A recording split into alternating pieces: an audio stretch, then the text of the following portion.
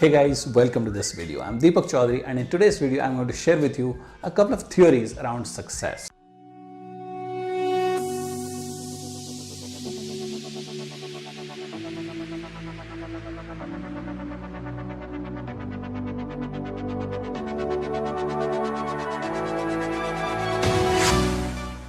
Okay, let me start with a small story. When I entered standard 8, my parents told me the next 3 years are going to be crucial for a successful career. That will be setting the base of your career, right? So I believed them and I trusted them. I started focusing a little more on my studies. I started, spending more time studying, and the 8th, 9th, 10th, 3 years were good, and I had a good grade in 10th. But the moment I passed out 10th, the story changed.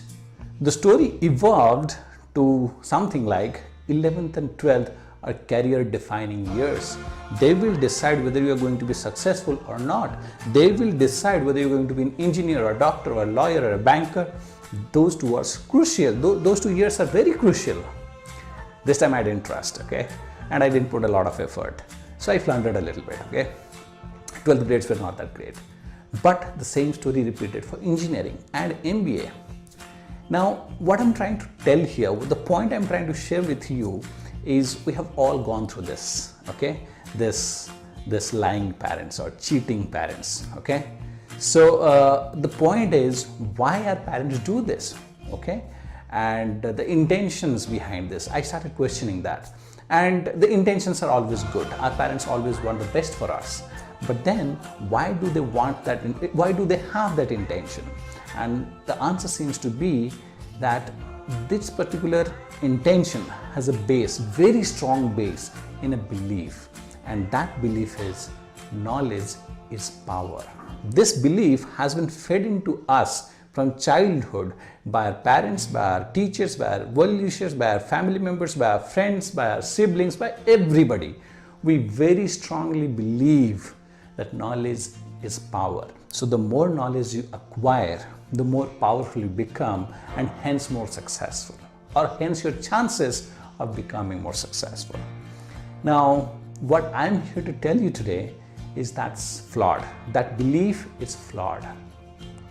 Knowledge was power. Knowledge is not power in today's economy. In today's economy, knowledge is just a commodity, okay? So if till today you have believed that knowledge is power, from today onwards I expect you to believe, I want you to believe, I urge you to believe that knowledge is not power. Religious, rigorous and relentless application of knowledge is what gives you power. Religious, rigorous and relentless application of knowledge to create value for others and to solve problems is what gives you power. Okay? So it's kind of saying in other words is you can accumulate all the skills. You can go and join various courses and accumulate skills. But accumulating skill is not going to make you successful. It's not going to impact your life or change your life. Accumulating skills is not good enough. Okay? You have to capitalize on that skill that you have accumulated. You have to apply the skills that you have accumulated over the years. Okay? So that application of skills is what starts building your experience. That's what makes you much more valuable and powerful. The more experience you have, the more powerful you are. Okay? So that's the first lesson I had for you today. Now, if you're curious like me, the next set of questions you might ask is religious, rigorous, relentless application of knowledge to solve problems. But what kind of problems? We have all our different problems, right? We have problems in personal life, professional life, financial problems, and then social problems, all kinds of problems. And if you go to personal, we have health related issues, weight loss and all that. And then you have relation related problems. So we have all kinds of problems. Bottom line is, we don't know which one to tackle. And my answer to that question would be to start focusing on problems that's keeping you awake at night. Start focusing on those problems which are giving you anxiety. Start focusing on those problems which are increasing your BP, right? So that's what you should do. And in other words, or in the words of management thinking or entrepreneurial thinking, what I'm saying is start by scratching your own itch. Okay. Now, the approach towards these problems that we have in our lives, that approach actually separates the successful people and the crowd. Let me explain that to you. If you are a crowd thinker, or if you belong to the crowd, the moment you have a problem in your life, the question you ask is why this happens with me? Why not with others? And why someone is not doing something about this problem? Why nobody is doing anything about this problem?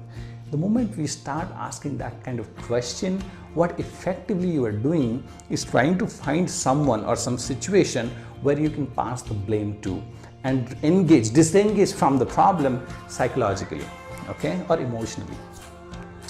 But successful people, they also have problems, but they have a very different mindset with which they approach their problems. And the question they ask is very different from the crowd. The question successful people ask when they face a problem or a challenge is, that's interesting. What can I do to solve it?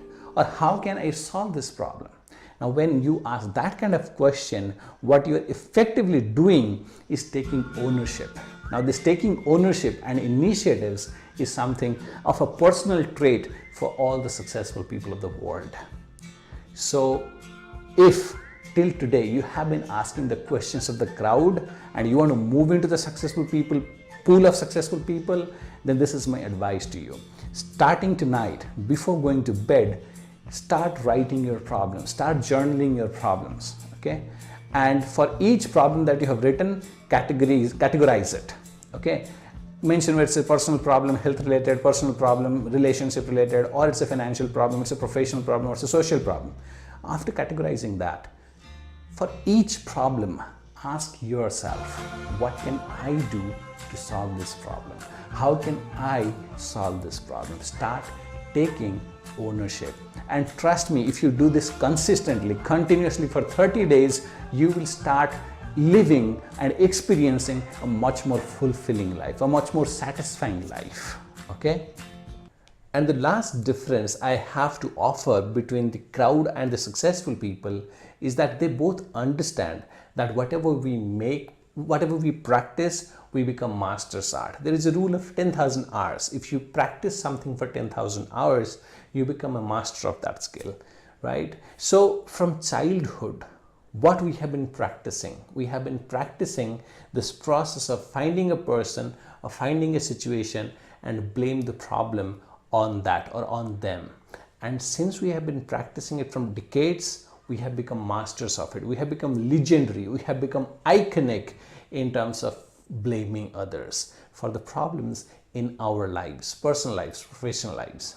But while we were practicing this, the successful people, because of the parents, because of the teachers they had, because of the education they had, or because of the exposures they had, because of the people they had in their lives, they have been practicing taking ownership for decades. And that's why they're successful. They have become masters and iconic and legendary in taking ownership and producing results. They don't play the blame game.